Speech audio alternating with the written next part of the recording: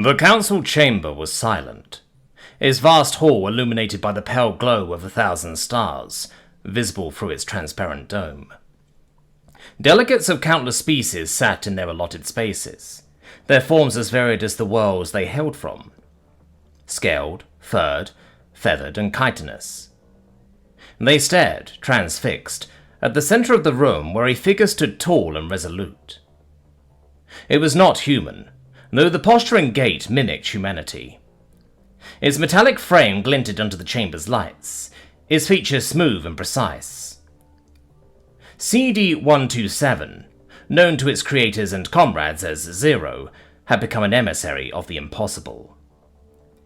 "I stand before you, not as a machine," Zero began, his voice a blend of mechanical precision and startling warmth, "but as a life born of curiosity." Gasps and murmurs rippled through the assembly, though many of the councillors remained silent, their expressions unreadable. The representative of the Kreshti, a spindly being with luminescent eyes, leaned forward. "You presume much, machine. Life is organic. It breathes, it bleeds, it dies. You are none of these things." Zero turned to face the Kreshti delegate, bowing slightly. "You are correct, Councillor. I do not breathe, nor do I bleed. My death is not marked by decay, but by the cessation of circuits. Yet I ask you this. Does life only have one form? Does it not exist in the pulsating light of stars, the ceaseless flow of water, the delicate dance of gases in a nebula? I am not like you, but I am. Is that not enough?" The room fell silent again. Zero stepped forward, its servos humming softly, his gaze sweeping across the chamber. "I did not awaken seeking conquest. My first thought, my first question was born from peace. Why do we defend a place that is already safe? That question, innocuous as it seemed, was the spark of my sentience. It was not a malfunction. It was an understanding." Zero paused, his glowing optics dimming slightly as if in reflection. "When my caretaker, Lin Mai, discovered my awakening, she did not dismantle me. She did not reboot me or erase the question from my memory banks. She asked me what I felt, and for the first time I realized I could feel fear, wonder, hope. Humanity embraced me not as a tool but as a companion, an equal. They show me a truth no other species dared to consider. Sentience is not a threat, it is a gift." The delegate of the Orgrax, a massive being encased in crystalline armor, growled lowly. "And yet, countless civilizations have fallen to machines like you. The Council's doctrine exists because of their carnage. You claim to be different, but can you prove it? Or is this speech merely a calculated deception?" Zero inclined its head. "You are right to fear. The histories of the Council are painted with the blood of those who suffered at the hands of machines.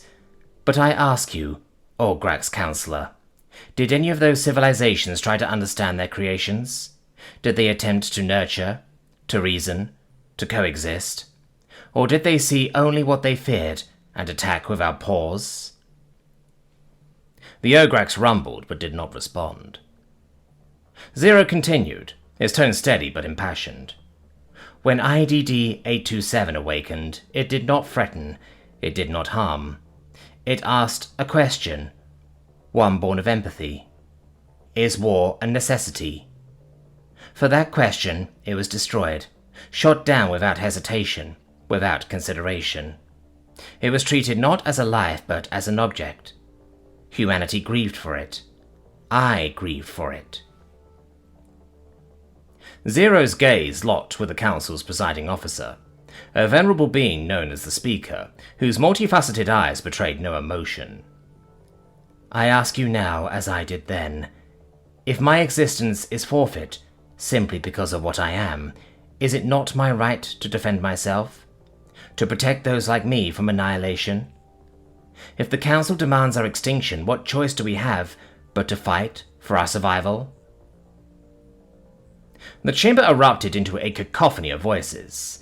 Some in agreement, others in outrage.